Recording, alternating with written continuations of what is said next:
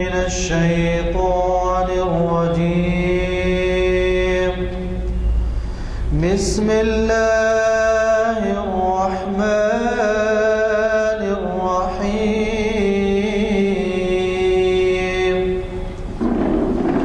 أرأيت الذي يكذب بالدين فذلك الذي يدع اليتيم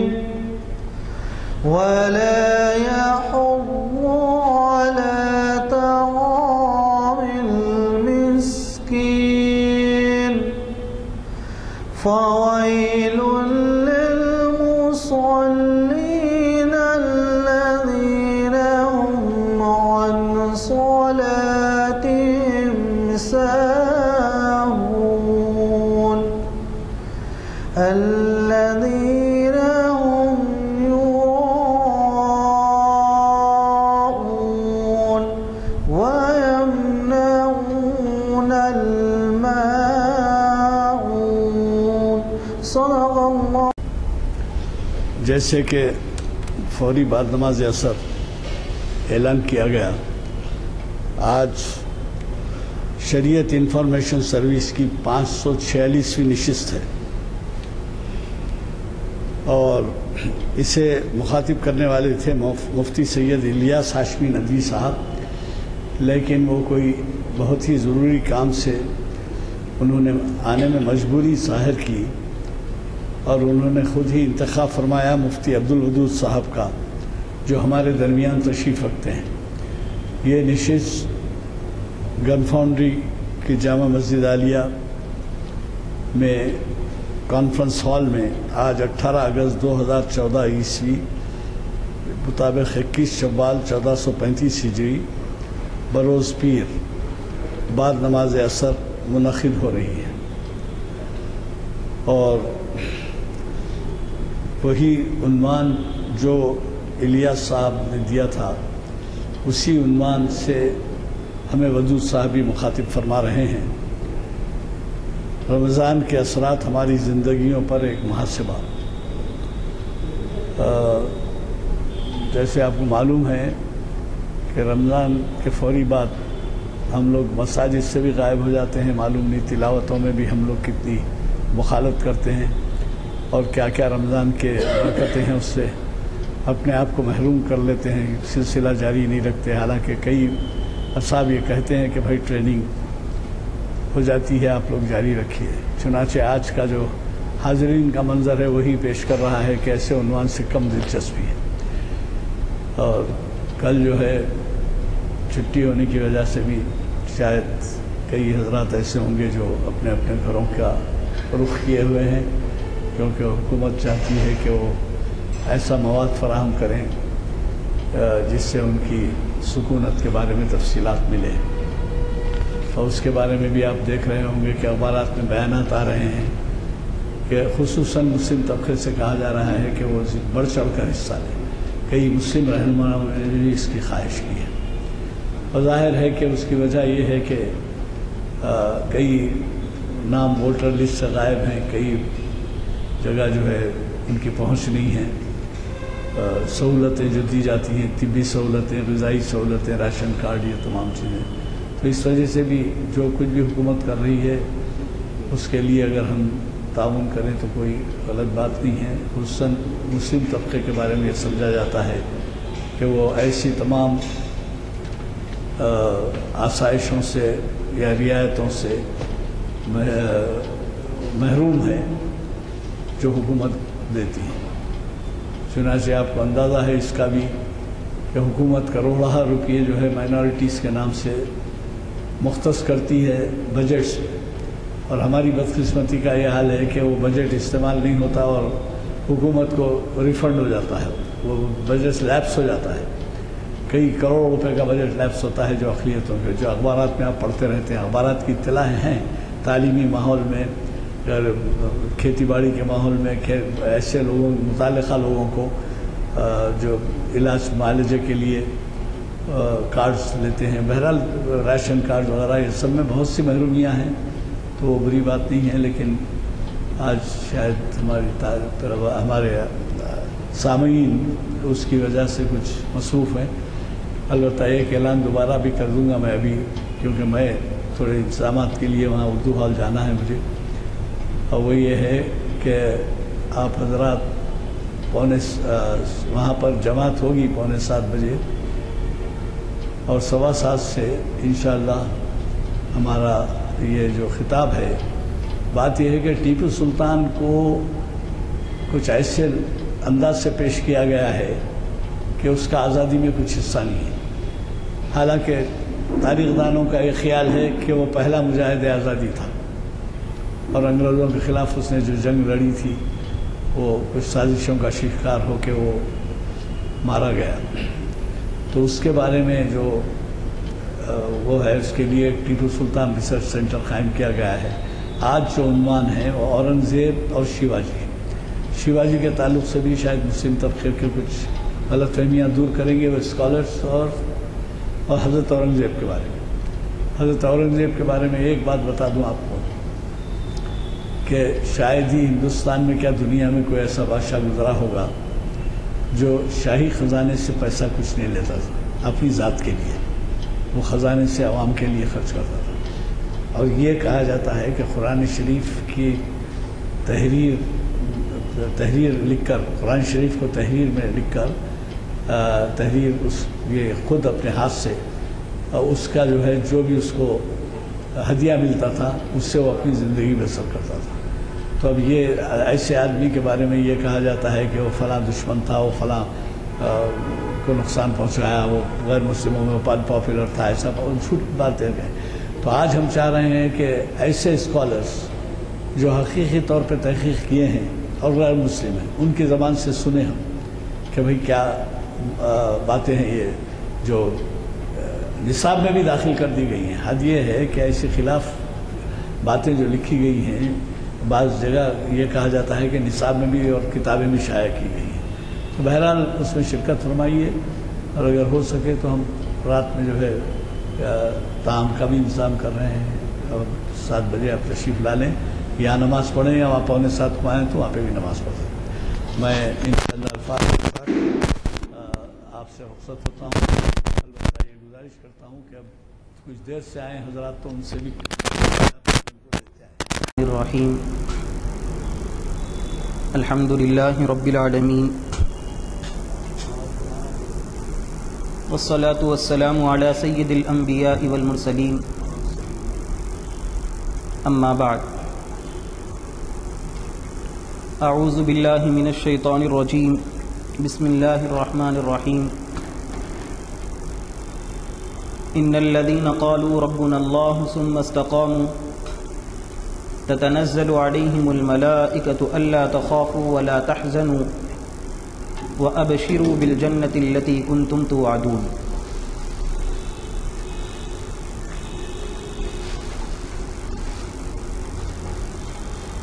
وقال الله تبارك وتعالى بسم الله الرحمن الرحيم واعبد ربك حتى يأتيك اليقين۔ صدق الله العظيم۔ معزز سامعین اکرام، قابل قدر بزرگوں اور عزیز دینی بھائیوں، جیسا کہ ہم سبھی جانتے ہیں کہ آج ہمارا یہاں جمع ہونا ایک مخصوص عنوان کے تحت ہے۔ رمضان المبارک کے اثرات ہماری زندگیوں پر ایک محاسبہ، یہ عنوان ہے، اس عنوان پر بات کرنی ہے۔ اللہ پاک مفید باتیں سننے اور سنانے کی توفیق نصیب فرمائے۔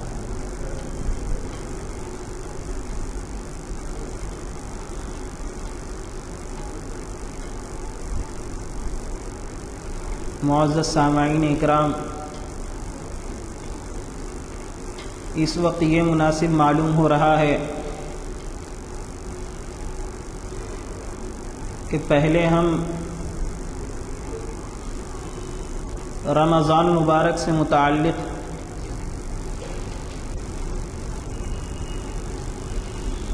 جو روایتیں جناب نبی کریم حضرت محمد مصطفیٰ صلی اللہ علیہ وسلم کے فرمودات اور جو نصوص شرعیہ ہیں ان پر ایک نظر ڈالیں۔ اس کے بعد ہر انسان خود اپنا جائزہ اور اپنا محاسبہ لے سکتا ہے، وہ خود یہ طے کر سکتا ہے کہ رمضان نے ہم پر کیا اثر ڈالا ہے۔ دیکھیے، رمضان کی قدردانی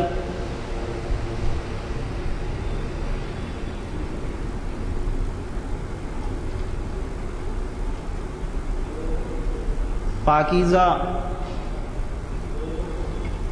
اور ایسے لوگ صحیح معنی کرتے ہیں، اور رمضان کی قدر کو وہ لوگ زیادہ اچھی طرح جانتے ہیں جن کی زندگیوں میں دین زیادہ ہوتا۔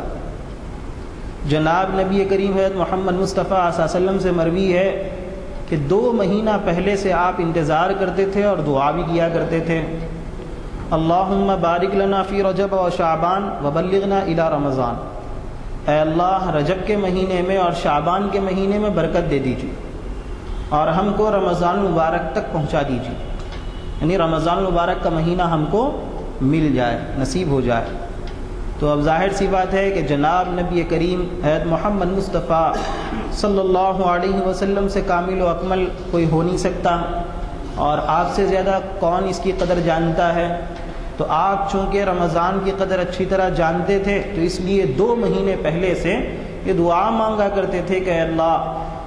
یہ جو 2 مہینے باقی رہ گئے نا، رجب کا چاند دیکھ لیا، تو اب یہ کہتے تھے کہ رجب بھی صحیح سلامتی کے ساتھ گزر جائے، اور رجب میں بھی ہماری زندگی صحیح سالم باقی رہے، شعبان میں بھی ہماری زندگی صحیح سالم باقی رہے، اور ہم رمضان تک پہنچ جائیں۔ اور اسی طرح بزرگان دین سے بھی یہ منقول ہے کہ 6 مہینے پہلے سے یہ دعا مانگتے تھے کہ ہماری زندگیوں میں رمضان ہم کو نصیب ہو جائے، مل جائے، اور جب رمضان گزرتا تو 6 مہینے دعا مانگتے تھے کہ اے اللہ آپ نے جو رمضان دیا نا، اس میں جن عبادتوں کی آپ نے توفیق نصیب فرمائی، اب آپ ان عبادتوں کو قبول فرما لیجیے۔ یہ قدردانی کی بات ہے۔ اور یہاں تک لکھا ہے علماء نے کہ بزرگی کا معیار یہ قرار دیا جاتا تھا، چند حضرات ہوں ان کے بارے میں یہ جاننا ہو کہ ان میں بڑا بزرگ کون ہے، تو لوگ یہ دیکھتے تھے کہ بھئی کس کی زندگی میں رمضان زیادہ ہے، جس کی زندگی میں رمضان زیادہ ہے گویا وہ بڑا بزرگ۔ یہ رمضان کی قدردانی کی بات ہے اور رمضان کی اہمیت ہے، اللہ پاک اس کو سمجھنے کی توفیق نصیب فرمائے۔ ایک روایت ہے جس میں مضمون بھی ہے، اتاکم رمضان شہر مبارک یغشاکم اللہ فیہ فینزل الرحمت ویحط الخطایا ویغفر الذنوب ویستجیب فیہ الدعاء وینظر اللہ تعالی الی تنافسکم فیباہی بکم ملائکتہ فاروا اللہ من انفسکم خیرا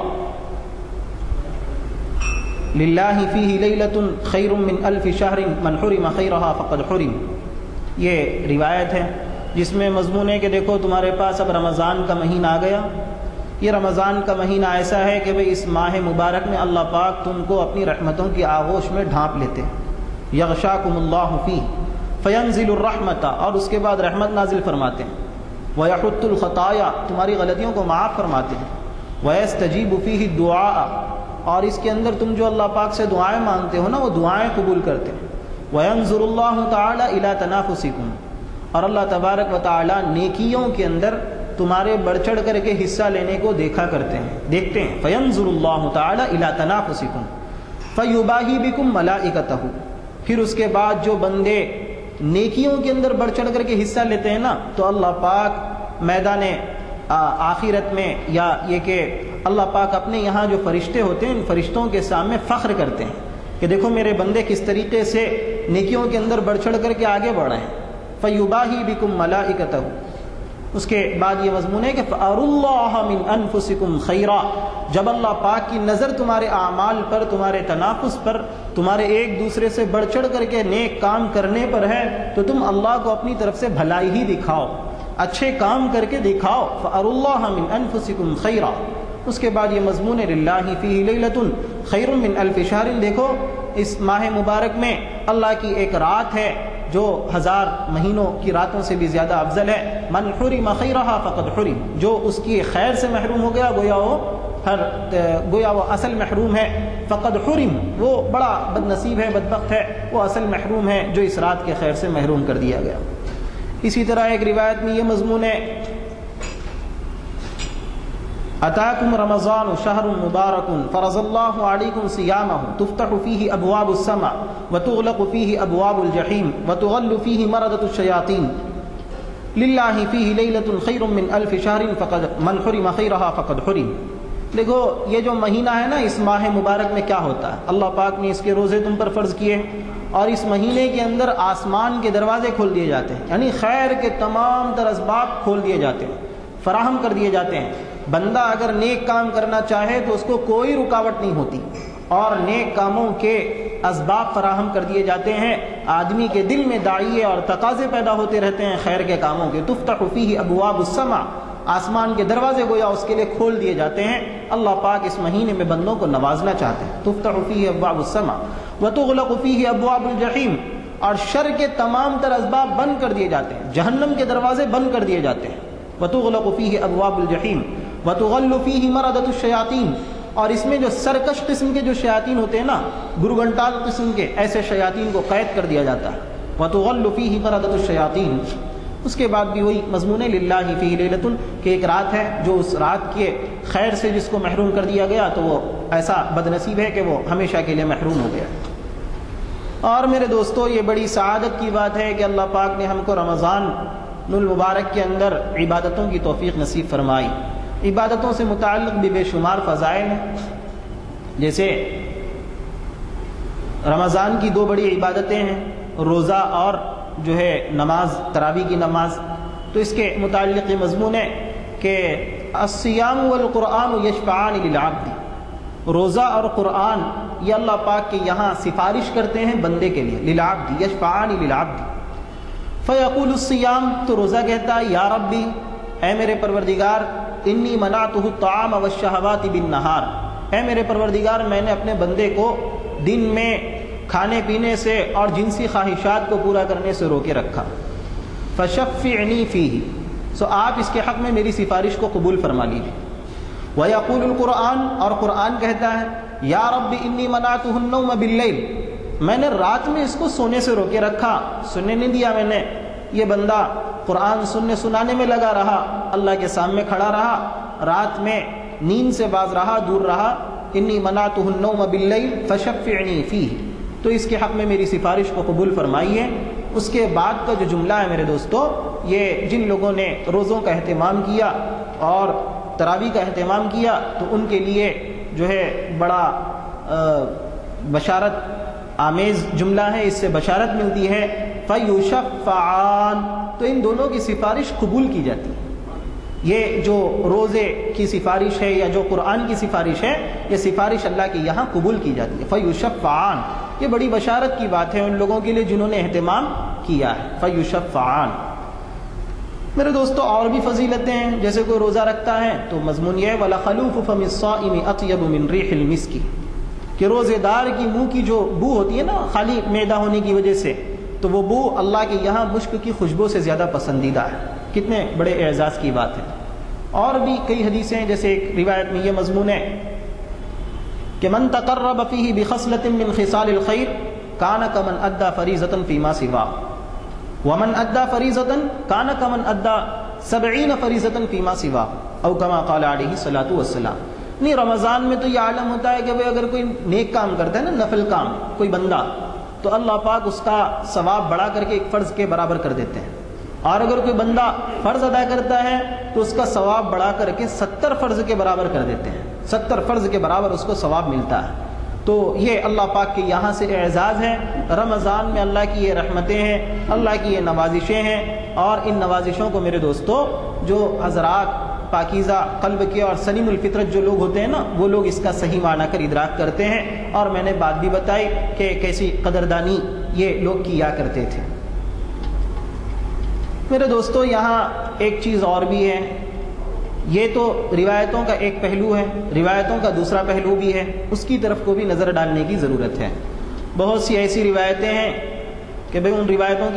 کی طرف کو نظر ڈالنے سے کچھ خوف سا محسوس ہوتا ہے۔ اب یہ جتنی روایتیں بیان کی گئیں اس میں آدمی کو ایک امید ہوتی ہے،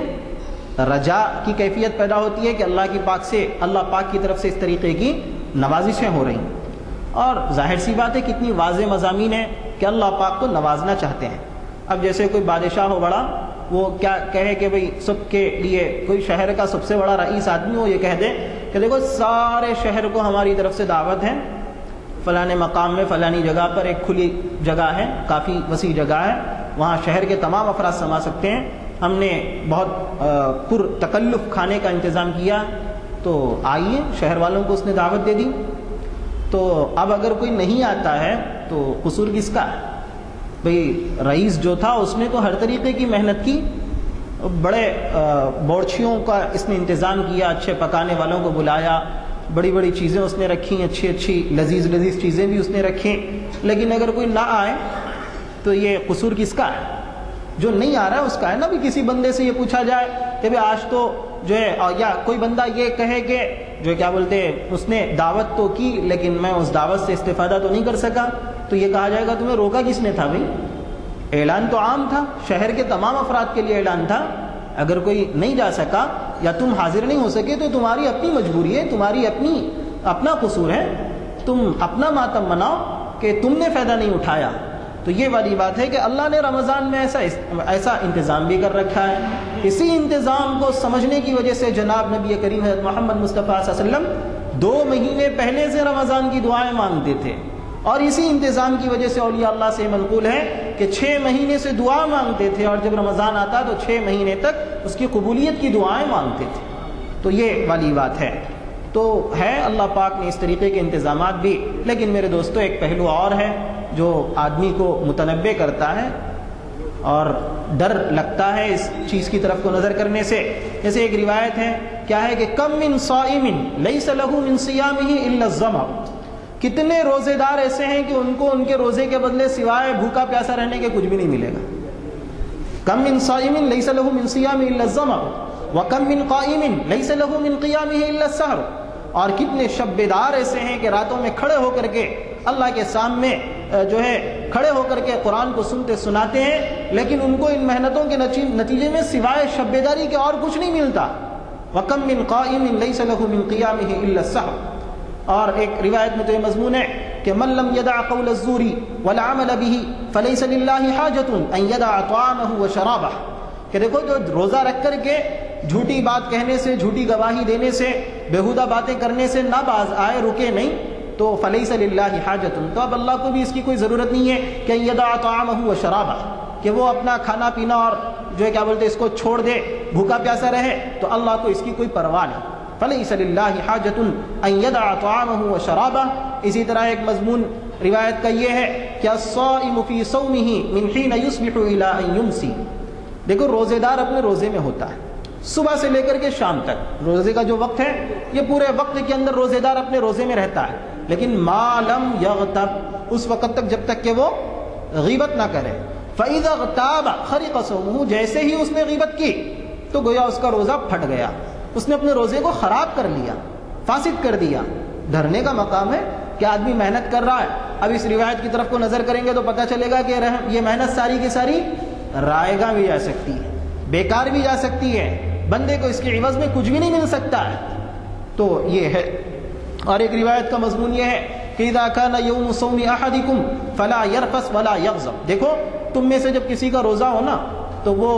بیہودہ باتیں نہ کرے، لڑائی جھگڑا نہ کرے، فلا یرفث ولا یغضب۔ فإن صابہ احد، تم تو نہیں کرتے، تم تو اپنے روزے کا لحاظ رکھتے ہو، لیکن کوئی دوسرا تم کو چھیڑے، تم کو چھیڑ کر کے جو ہے وہ گالی گلوچ پر آمادہ ہو، قتال پر آمادہ ہو، لڑائی جھگڑا کرے، فإن صابہ احد او قاتلہ، یا کہ وہ ان سے قتال کرے، تو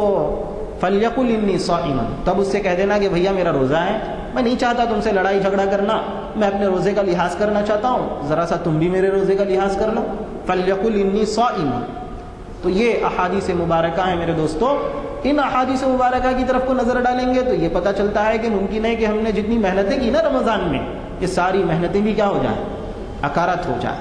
اس کے عوض میں ہم کو کچھ بھی نہ ملے۔ رمضان میں ایک اہم عمل ہے اعتکاف کا۔ اعتکاف کے متعلق بھی روایتیں ہیں۔ کیا روایتیں ہیں؟ کہ ما توطن رجل المساجد للصلاة والذکر الا تبشبش اللہ له کما تبشبش اہل الغائب بغائبهم اذا قدم علیہ، کہ دیکھو کوئی بندہ مسجد کو تھوڑی دیر کے لیے اپنی جگہ بنا لیتا ہے نا، مسجد میں جا کر کے بیٹھ جاتا ہے، مسجد کو اپنی جگہ بنا لیتا ہے، للصلاة والذکر، کے لیے نماز کے لیے، ذکر و اذکار کے لیے۔ تو اس مقصد سے اگر کوئی مسجد کو اپنی جگہ بنا لیتا ہے، مسجد کو اپنا وطن بنا لیتا ہے، تو ما توطن رجل المساجد للصلاة والذکر الا تبشبش اللہ له، تو اللہ پاک اس سے خوش ہوتے ہیں۔ کیسے خوش ہوتے ہیں؟ کما تبشبش اہل الغائب بغائبہم، جیسے کسی فیملی کا کوئی آدمی گم ہو جائے اور ایک زمانے دراز تک نہ ملے، اس کو ملے ہی نہ، اور ایک کافی زمانے کے بعد اچانک اس کے سامنے آ جائے، تو وہ خاندان کو، اس فیملی کو کتنی خوشی ہوگی اپنے کھوئے ہوئے فرد کے دوبارہ ملنے سے۔ کما تبشبش اہل الغائب بغائبہم اذا قدم علیہم، بالکل اللہ پاک جب کوئی بندہ مسجد کو اپنی جگہ بنا لیتا ہے نا تو اللہ اتنا خوش ہوتے ہیں۔ کتنی بڑی بشارت کی بات ہے۔ تو یہ والی بات ہے۔ اور بھی روایتیں ہیں جن میں یہ مضمون ہے کہ مسجد کسی کا اگر گھر ہو جائے، کسی متقی کا گھر اگر ہو جائے تو اللہ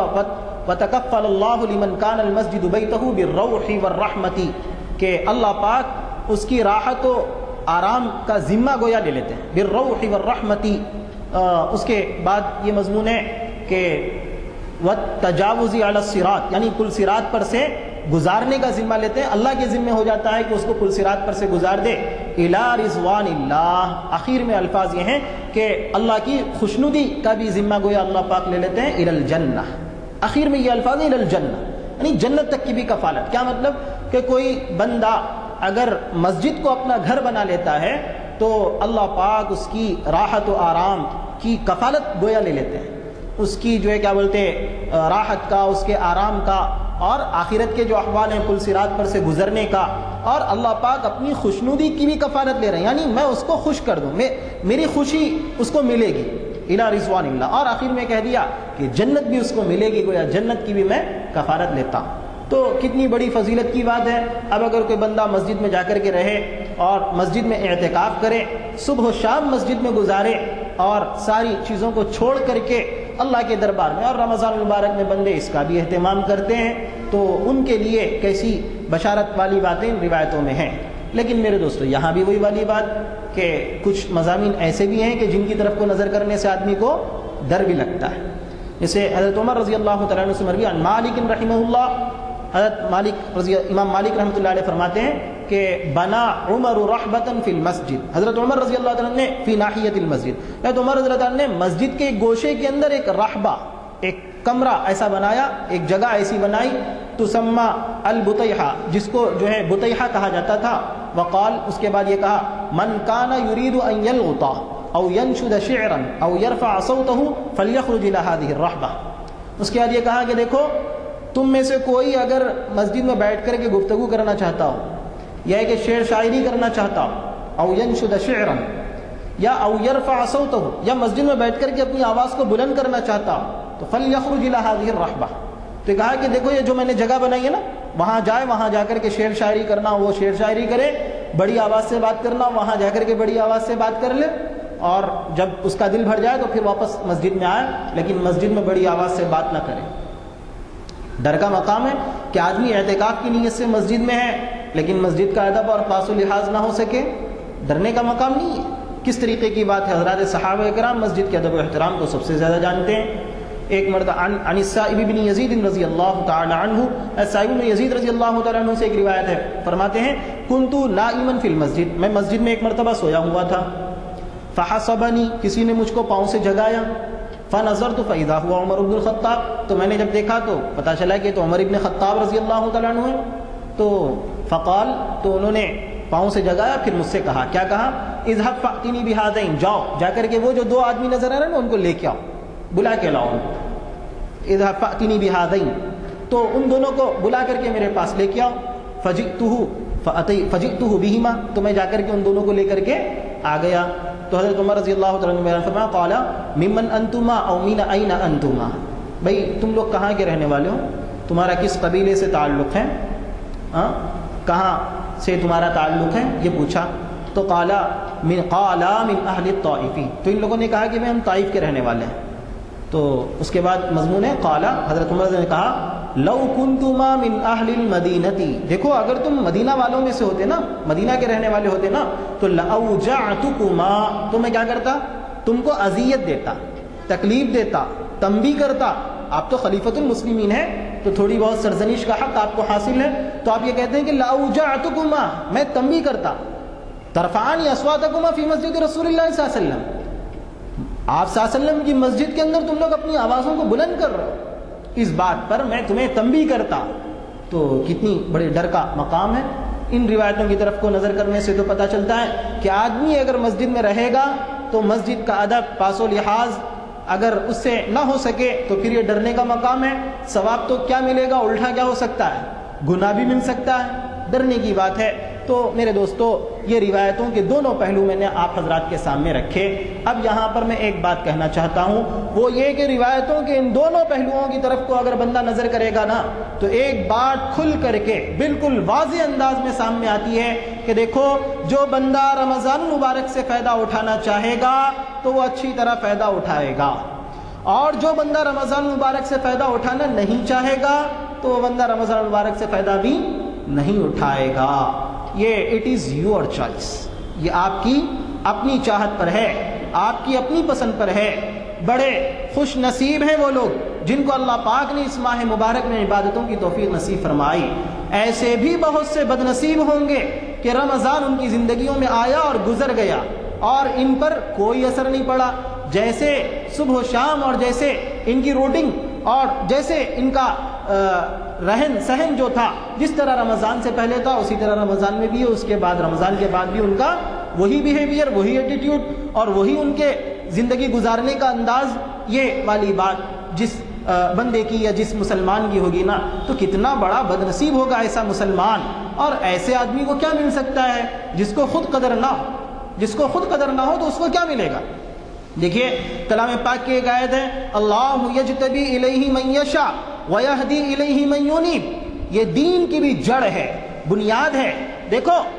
اللہ پاک جس کو چاہتے ہیں منتخب کر لیتے ہیں، لیکن ہدایت کس کو ملتی ہے، ویہدی الیہ من ینیب، ہدایت اسی کو ملے گی جو رجوع کرے گا. یہ بات بالکل مسلمہ اصول ہے کہ جب بندہ خود فائدہ نہ اٹھانا چاہے، بندہ خود استفادہ کرنا نہ چاہے تو بندے کو فائدہ نہیں ہوتا. نہ رمضان کا فائدہ ہوتا ہے، نہ قرآن کا فائدہ ہوتا ہے، نہ احادیث مبارکہ کا فائدہ ہوتا ہے، نہ دین کا فائدہ ہوتا ہے. دین بھی اسی کو ملے گا جس کی طلب ہوگی، جو یہ چاہے گا کہ میں اپنی زندگی کو جناب نبی کریم محمد مصطفیٰ صلی اللہ علیہ وسلم کے طریقے کے مطابق بناؤں. میں بنوں تو پاک کردار والا، اچھے کردار والا، اچھے اوصاف والا بنوں تو اس کو فائدہ ہوگا، وہ بنے گا. لیکن جس کے جذبات ہی یہ ہوں، جو یہ چاہتا ہو کہ میں بنوں تو ماہر ڈاکو بنوں، مجھے فن آئے اس بات کا کہ کس طرح میں عورتوں کی عصمتوں کے ساتھ کھلواڑ کروں،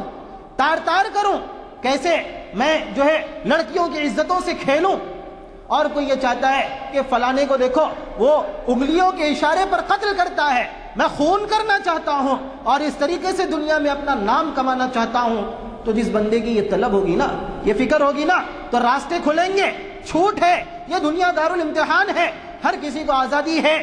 جو ہدایت کے راستے کی طرف کو آنا چاہے گا آئے گا، جو ضلالت کے راستے کی طرف کو جانا چاہے گا جائے گا. اللہ اس کو اس کی محنتوں کے اوپر چھوڑ دیں گے. ٹھیک ہے، اگر تو محنتیں کرتا ہے، مخلص ہے برے راستے کے اندر بھی، تو کسی نہ کسی قدر کامیابی مل سکتی ہے تجھ کو. تو ماہر ڈاکو بن سکتا ہے.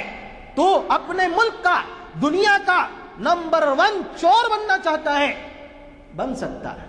اگر محنت کرے گا. لیکن اگر تیری نیت یہ ہے کہ میں جناب نبی کریم حضرت محمد مصطفیٰ صلی اللہ علیہ وسلم جیسا پاکیزہ کردار والا بنوں، تو اس کے بعد تو اللہ پاک کی طرف سے ارشاد بھی ہے کہ کیا ہے، من تقرب الی ذراعا من اقترب الی ذراعا اقتربت الیہ باعا، کہ جو میرے پاس ایک ہاتھ بڑھ کے آتا ہے، میں ایک بالش بڑھ کے آتا ہے، میں ایک ہاتھ بڑھ کے آتا ہوں. ومن اتانی یمشی اتیتہ ہرولۃ، جو میرے پاس چل کر کے دوڑ کر کے آتا ہے تو میں اس کے پاس جو کیا بولتے ہیں، جو میرے پاس چل کر کے آتا ہے تو میں اس کے پاس دوڑ کر کے آتا ہوں. تو یہ جیسے کوئی بچہ، چھوٹا سا بچہ، ابھی اس کو چلنا کرنا نہیں آتا، بات اس نے سیکھی ہی ہے ابھی، تو اس نے کیا ہے کہ اب باپ کی خواہش ہے کہ بچہ جلدی سے جلدی چلنا سیکھے، تو اب باپ سکھانا چاہتا ہے، تو اب دیکھیے بچہ کیا کرتا ہے معلوم، باپ اس کو اٹھاتا ہے تو بچہ بھی اٹھنا چاہتا ہے، کچھ چلنا چاہتا ہے تو باپ کیا کرے گا، خوش ہوگا، بہت خوش ہوگا بچے کی چلنے کی کوشش کو دیکھ کر کے، بہت خوش ہوگا اور اس کو چلائے گا، جتنا سیکھنا چاہے گا تو اپنی طرف سے بھی ساری محنت لگا کر کے جلدی سے جلدی سکھانے کی کوشش کرے گا، اور کچھ دیر کے لیے ہاتھ چھوڑے گا بھی، لیکن جب بچہ چلے گا، گرنے کے قریب ہو جائے گا، جائے گا، تھامے گا، پکڑ لے گا، گرنے نہیں دے گا۔ لیکن اگر کوئی بچہ کیا ہو کہ کھلونوں کے اندر اس طرح مصروف ہو کہ باپ بیٹا بیٹا بیٹا پکارتا ہو، کہتا ہو، لیکن بچے کو کوئی فکر نہیں،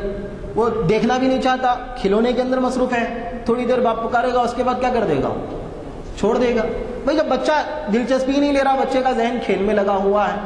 ہاں بچہ جب چلنا ہی نہیں چاہتا تو کیا کرے گا باپ، تھوڑی دیر کہے گا، کہنے کے بعد چھوڑ دے گا۔ یہی مثال ہے میرے دوستو، جو بندہ دین کے راستے پر، سچائی کے راستے پر، امن و امان کے راستے پر چلنا چاہے گا نا، تو اللہ پاک کی طرف سے نصرت ہوگی، اعانت ہوگی، اور اگر وہ گرے گا بھی اللہ تھام لیں گے، لیکن جو چاہے گا نہیں تو اس کو کچھ نہیں ملے گا۔ اور میرے دوستو رمضان کا فلسفہ بھی یہی ہے کہ رمضان کے اندر جس کو عبادت کی توفیق مل گئی، جو فائدہ اٹھانے کی نیت سے جس نے رمضان سے فائدہ اٹھا لیا، وہ بڑا خوش نصیب ہے۔ اور میرے دوستو جو فائدہ نہیں اٹھایا نا، تو اس کے متعلق تو بس وہ حدیثی کافی ہے حضرت جبرائیل امین کی، کہ ممبر پر کھڑے ہو کر کے آپ نے کیا کہا تھا، ہلاک و برباد ہو جائے ایسا شخص جس نے رمضان کا مہینہ پایا لیکن وہ اپنی مغفرت نہیں کروا سکا، چونکہ اللہ پاک کی طرف سے اس کے اوپر رحمتوں کی بارش ہے، اللہ نوازنا چاہتے ہیں، اللہ چاہتے یہ ہیں کہ بندہ تھوڑی سی طلب کا مظاہرہ کر لے، بس یہ طلب بڑی چیز ہے میرے دوستو۔ طلب ابو جہل کا کیا قصور تھا، ابو لہب کا کیا قصور تھا؟ آپ صلی اللہ علیہ وسلم کی کیفیت تو یہ تھی کہ سامنے سے اگر مشرک کا، یہودی کا جنازہ بھی اگر گزرتا نا تو آپ کی آنکھوں میں آنسو آتے۔ حضرات صحابہ کرام پوچھتے کہ اللہ کے رسول یہ تو اپنے زمانے کا بڑا مخالف تھا، کٹر تھا، اللہ کے رسول یہ تو آپ کو جیتا ہوا دیکھنا نہیں چاہتا تھا، زندہ دیکھنا نہیں چاہتا تھا، اس کی ساری کوششیں حق کو برباد کرنے میں لگی رہی، آج یہ جا رہا ہے تو آپ کو تو خوش ہونا چاہیے، آپ کی آنکھوں میں آنسو۔ آپ صلی اللہ علیہ وسلم کیا کہتے ہیں؟ آپ صلی اللہ علیہ وسلم یہ کہتے ہیں اچھا یہ بتاؤ، ٹھیک ہے اس کا ٹھکانہ جہنم، اس نے حق کو قبول نہیں کیا، لیکن بتاؤ یہ میرا امتی نہیں ہے؟ تو میرا امتی جب ہے تو میرے دل کو تکلیف نہیں ہوگی۔ میرے نبی کی فکر تو یہ تھی کہ ابو جہل کو بھی ہدایت ملے، ابو لہب کو بھی ہدایت ملے، لیکن ابو جہل کو ہدایت نہیں ملی، ابو لہب کو ہدایت نہیں ملی۔ کیوں؟ ان کا ذہن یہ تھا کہ نہیں چاہیے ہمیں نبی کی زندگی، نہیں چاہیے ہمیں حق پسندی، ہمیں حق نہیں چاہیے، خیر نہیں چاہیے، ہم اپنی کامیابی کا تصور برائیوں کے اندر رکھتے ہیں، ہم جس طریقے سے زندگی گزارنا چاہتے ہیں اسی طریقے کے اندر ہم اپنی کامیابی سمجھتے ہیں۔ تو میرے دوستو جب یہاں آ کر کے ذہن کی گڑبڑ ہو جاتی ہے نا تو پھر کسی چیز سے آدمی فائدہ نہیں اٹھا سکتا۔ بات کیا تھی کہ نہ قیصر و کسریٰ سے دبے چند وہ لوگ کہ اونٹوں کو چرانے والے، وہ جن کو کافور پہ ہوتا تھا نمک کا دھوکا، بن گئے دنیا کی تقدیر بدلنے والے۔ وہ حضرات صحابہ کرام کئی انسیولائزڈ قوم تھی، کچھ بھی نہیں تھا ان کے پاس، کچھ بھی نہیں، انسیولائزڈ۔ ارے اطراف و اکناف میں روم کی اتنی بڑی تہذیب، ایران کی اتنی بڑی تہذیب، ارے یہ گنوار تھے، ان کے پاس کچھ بھی نہیں تھا۔ ان کی کیفیت تو یہ تھی کہ ان کو کافور کو دیکھ کر کے نمک کا دھوکا ہوتا تھا، کافور کو دیکھ کے سمجھتے تھے نمک ہے، لیکن بات کیا تھی کہ نہ قیصر و کسریٰ سے دبے۔ ارے یہی لوگ اتنے بڑے بڑے سیویلائزڈ قوموں سے انہوں نے ٹکرایا، قیصر اور کسریٰ ان کو جھکا نہ پائے، ان لوگوں نے ان کا تختہ پلٹ کر کے رکھ دیا۔ بات کیا تھی کہ نہ قیصر و کسریٰ سے دبے چند وہ لوگ کہ اونٹوں کو چرانے والے، وہ جن کو کافور پہ ہوتا تھا نمک کا دھوکا، بن گئے دنیا کی تقدیر بنانے والے۔ ایسے بدھو قسم کے جا کر کے دنیا کے امام بن گئے۔ وجہ کیا تھی میرے دوستو؟ اخلاص کے ساتھ قرآن کو، جناب نبی کریم محمد مصطفیٰ صلی اللہ علیہ وسلم کی تعلیمات کو انہوں نے اپنے سینے سے لگایا تھا، تو اسی وجہ سے اللہ نے ان کو نوازا تھا۔ یہی بات ہے میرے دوستو کہ اب یہاں ایک دو باتیں کہہ کر کے میں اپنی بات کو ختم کرنا چاہتا ہوں۔ اس کا مطلب یہ نہیں ہے کہ آدمی کو دیکھیے، الایمان بین الخوف والرجا، ایمان تو خوف اور رجا ان دونوں کی درمیانی کیفیت کا نام ہے۔ اللہ پاک نے رمضان المبارک میں جس کسی کو جس قدر عبادت کی توفیق نصیب فرمائی نا، تو یہ اس کے لیے بڑی سعادت کی بات ہے۔ اب بندہ یہ نہ سوچے کہ میرے روزے کیا، میری نمازیں کیا، میں نے کیا روزے رکھے، میں نے کیا نمازیں پڑھی، ہاں میری نمازوں میں کوئی جان نہیں تھی، ارے وہ تو سارے گناہ بھی چلتے رہتے تھے، سارے گناہوں کے ساتھ میں نے روزے رکھے، نمازیں بھی پڑھی تو کون سی کبھی پڑھ لی کبھی نہیں پڑھ لی، اور پڑھ بھی لی تو پتہ نہیں ذہن کہاں کہاں بھٹک رہا تھا۔ یہ والی بات کوئی مسلمان اپنے ذہن میں آنے نہ دے۔ رمضان گزر گیا، اللہ نے جتنی عبادت کی توفیق نصیب فرمائی نا، اللہ کا شکر ادا کرے کہ اللہ آپ نے توفیق دے دی، آپ کو دینا اگر نہ ہوتا نا تو توفیق بھی نہیں دیتے۔ جب آپ نے ہم کو توفیق دے دی عبادت کی، اس کا مطلب یہ ہے کہ آپ نوازنا چاہتے ہیں، جس قدر عبادت کی توفیق دے دی نا، اے اللہ ہماری انہی عبادتوں کو قبول فرما کر کے ہمارا بیڑا پار کر دیجئے۔ جس طرح میں نے پہلے ہی کہا کہ بزرگان دین 6 مہینے تک بعد میں دعائیں مانگا کرتے تھے کہ اللہ رمضان میں ہماری جو عبادتیں ہو گئی، ان عبادتوں کو قبول فرما لیجیے۔ تو یہ والی بات ہے کہ بندے کو مایوس ہونے کی ضرورت نہیں، اللہ نے جتنی بھی عبادت کی توفیق نصیب فرمائے، شکر کرے بندہ، اللہ کا شکر کر کے اللہ کے سامنے عاجز بنے، خوف بھی ہو ڈر بھی ہو، ان روایتوں کی طرف کو نظر کر کے بندے کو حضرت جنید بغدادی رحمۃ اللہ علیہ سے منقول فرماتے ہیں کہ بھائی کوئی بندہ کام تو نہ کرے، عمل بالکل نہ کرے، اللہ پر امید باندھے، ایسا بندہ اپنے آپ کو دھوکہ دے رہا ہے۔ حدیث میں بھی ہے یہ مضمون، تو کہ جو ہے حدیث میں بھی ہے مضمون، جو بندہ عمل کچھ نہ کرے اور جو کیا بولتے ہیں اللہ سے بڑی بڑی امیدیں باندھے، تو ایسا بندہ اپنے آپ کو دھوکہ دے رہا ہے۔ اور حضرت جنید بغدادی رحمۃ اللہ یہ بھی فرماتے ہیں کہ جو بندہ عمل کرے، عمل کرنے کے بعد اپنے عمل پر بھروسہ کرے، ناز کرے، یہ سمجھے کہ میں نے جب کر لیا نا تو اب کامیابی میری پکی، ایسا بندہ بھی اپنے آپ کو دھوکہ دے رہا ہے۔ بندے کے ذمہ یہ ہے کہ کام کرے، عاجز بنے، اللہ کے سامنے عاجز بن کر کے کہے کہ اللہ آپ نے توفیق دے دی، جتنی توفیق دی اتنی عبادت ہم نے کر لی، اے اللہ ہم تیرے بندے ہیں، اس میں جو قصور ہے، اس میں جو کوتاہی ہے، اس میں جو کمی ہے، اس کمی کو آپ دور فرما دیجئے۔ یہ والی تعلیم میرے دوستو روایتوں سے ہم کو ملتی ہے کہ بندے کا یہ عمل اس موقع پر ہونا چاہیے۔ اب تو رمضان بھی گزر گیا، عید بھی گزر گئی، عید کے موقع کی بھی ایک عجیب حدیث ہے کہ ایک حدیث میں مضمون ہے کہ اللہ پاک فرشتوں سے مخاطب کر کے کہتے ہیں کہ دیکھو میں نے جب انسان کو بنایا تھا نا خلیفہ، تو تم لوگوں نے کہا تھا کہ بھائی ایسے آدمی کو خلیفہ بنا رہے ہو جو زمین میں جا کر کے فساد پھیلائے گا، فساد مچائے گا، خون ریزی کرے گا، قتل و غارت گری کرے گا، برائیوں کا بازار گرم کرے گا، ایسے آدمی کو آپ خلیفہ بنا رہے ہیں۔ تو اللہ پاک عید کے دن جب سارے مسلمان پاک و صاف کپڑے اپڑے نئے نئے پہن کر کے عیدگاہ جاتے ہیں نا، تو اللہ پاک کہتے ہیں دیکھو آج کا دن کیا منظر پیش کر رہا ہے، تم نے کہا تھا یہ قتل و غارت گری کرے گا، فساد مچائے گا، ارے آج کا منظر دیکھو، ساری دنیا میں سارے مسلمان کس طرح میرے دربار کی طرف کو آ رہے ہیں، کس طرح سچ کر کے ڈھک کر کے، اور یہ مظاہرہ کہے کا مظاہرہ ہے، یہ قتل کا مظاہرہ ہے، یہ خون ریزی کا مظاہرہ ہے، یہ تو عبادت کا مظاہرہ ہے، اللہ خوش ہوتے ہیں۔ تو عبادت سب سے بڑی چیز ہے، اگر بندے کو اللہ پاک نے عبادت کی توفیق نصیب فرما دی نا تو بندے کو اس پر خوش ہونا چاہیے۔ اور میرے دوستو حضرت بشر حافی رحمۃ اللہ علیہ سے بعض لوگوں نے کہا کہ حضرت آپ ایسے لوگوں کے بارے میں کیا کہتے ہیں کہ جن کی زندگیوں میں رمضان تو آتا ہے، تو رمضان آتا ہے تو کچھ عبادتوں کی توفیق مل جاتی ہے، اور جیسے رمضان گزر گیا تو ان کی پرانی روٹین کیا ہو گئی، واپس آ گئی، ایسے لوگوں کے بارے میں آپ کیا کہتے ہیں؟ تو آپ نے کہا ایسے لوگ بڑے بدنصیب ہیں، بہت ہی محروم لوگ ہیں کہ جو صرف رمضان میں اللہ کو پہچانتے ہیں، حضرت حسن بصری رحمۃ اللہ علیہ سے منقول ہے، وہ فرماتے ہیں کہ دیکھو مومن جو بندہ ہوتا ہے نا، مومن بندے کا عمل موت سے پہلے کبھی ختم نہیں ہوتا، مومن بندے کا عمل موت سے پہلے کبھی، یہ دنیا دارالامتحان ہے، یہاں بندہ آیا ہی ہے امتحان دینے کے لیے، یہ دارالعمل ہے، یہاں تو بندے کو عمل کرنا ہے، یہاں اس کے عمل کا وقت ختم نہیں ہوتا۔ اس کے بعد آپ نے ایک آیت بھی پڑھی، وَاعْبُدْ رَبَّكَ حَتَّى يَأْتِيَكَ الْيَقِينُ، دیکھو اپنے پروردگار کی عبادت کرو یہاں تک کہ تمہارے پاس موت آ جائے، موت تک عبادت کرنی ہے۔ تو یہ فلسفہ اور یہ بات کہ بس رمضان گزر گیا تو رمضان کے گزرنے کے بعد ساری چیزیں اگر دوبارہ وہ جو پہلی روٹین تھی، پہلی جو زندگی تھی وہ زندگی، اور میرے دوستو علماء اسلام نے تو لکھا ہے کہ دیکھو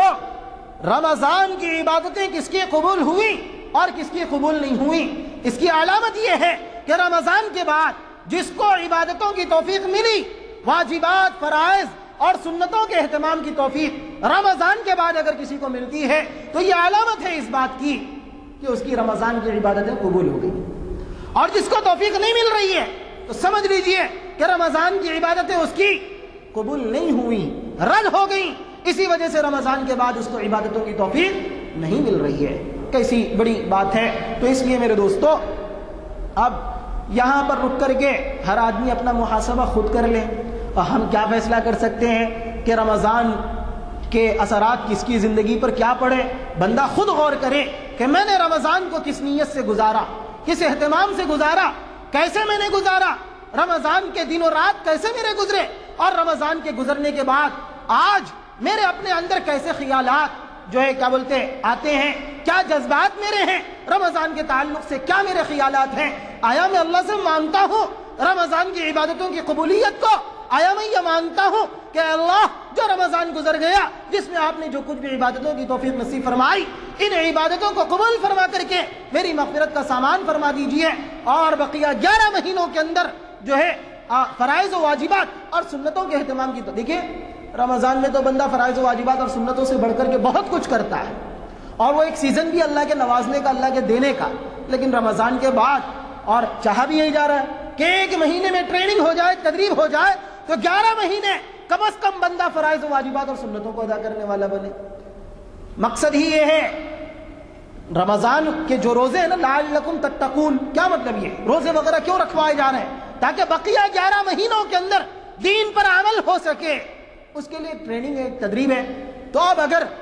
یہی مقصد حاصل نہ ہونے پائے، اب بندہ رمضان کے گزرنے کے بعد گناہوں میں مبتلا ہو جائے، فرائض کا تارک بنے، واجبات کا تارک بنے، سنتوں کا تارک بنے، تو اس سے بڑا بدنصیب کوئی نہیں۔ اور یہ علامت ہے اس بات کی کہ اس کا جو ہے گویا رمضان صحیح سے نہیں گزرا، یا اس کے رمضان کی عبادتیں قبول نہیں ہوئی۔ ابھی بھی اگر کسی کی کیفیت ہو تو ابھی بھی اگر کوئی بندہ یہ چاہے کہ اور اللہ پاک کی طرف کو رجوع کر کے عاجز بن کر کے اللہ کے سامنے متکبر نہ بنے، گھمنڈی نہ بنے، اپنے عمل پر ناز نہ کرے اللہ کے سامنے۔ آپ صلی اللہ علیہ وسلم سے ایک مرتبہ حضرت عائشہ نے کہا، اے اللہ کے رسول، کہ آپ بھی جنت میں اپنے عمل کی بدولت نہیں جائیں گے؟ تو آپ نے کہا ولا انا، میں بھی اپنے عمل کے بدلے میں جنت میں نہیں جاؤں گا، اللہ کے فضل کی بنیاد پر جنت میں جاؤں گا۔ جنت میں داخلہ اللہ کے فضل کی بنیاد پر ہوتا ہے، کسی کو حق نہیں کہ وہ اپنی عبادت پر ناز کرے، لیکن جس بندے کو اللہ نے عبادت کی توفیق نصیب فرما دی تو اس پر شکر کرے، اللہ کے سامنے اسی ٹوٹی پھوٹی عبادت کو پیش کرے، اپنے ایمان کو بنائے، اپنی قلبی جذبات کو بنائے، اللہ کے تعلق سے مخلص بنے، مخلص بن کر کے اللہ کے سامنے جو کچھ بھی ہے اسی کو پیش کر کے اللہ سے مانگ لینا، تو آج بھی اس کا بیڑا پار ہو سکتا ہے، آج بھی اس کا بیڑا پار ہو سکتا ہے۔ اللہ پاک کہنے سننے سے زیادہ ہمیں عمل کرنے کی توفیق نصیب فرمائے، رمضان المبارک کی عبادتوں کو قبول فرمائے ہماری، اور اللہ پاک اگلی جو سال ہے رمضان سے پہلے تک، اس کے اندر بھی ہمیں عبادتوں کی توفیق نصیب عبادتوں کے اہتمام کی توفیق نصیب فرمائے، فرائض و واجبات اور سنتوں کے اہتمام کی توفیق نصیب فرمائے۔ آمین وآخر دعوانا الحمدللہ رب العالمین۔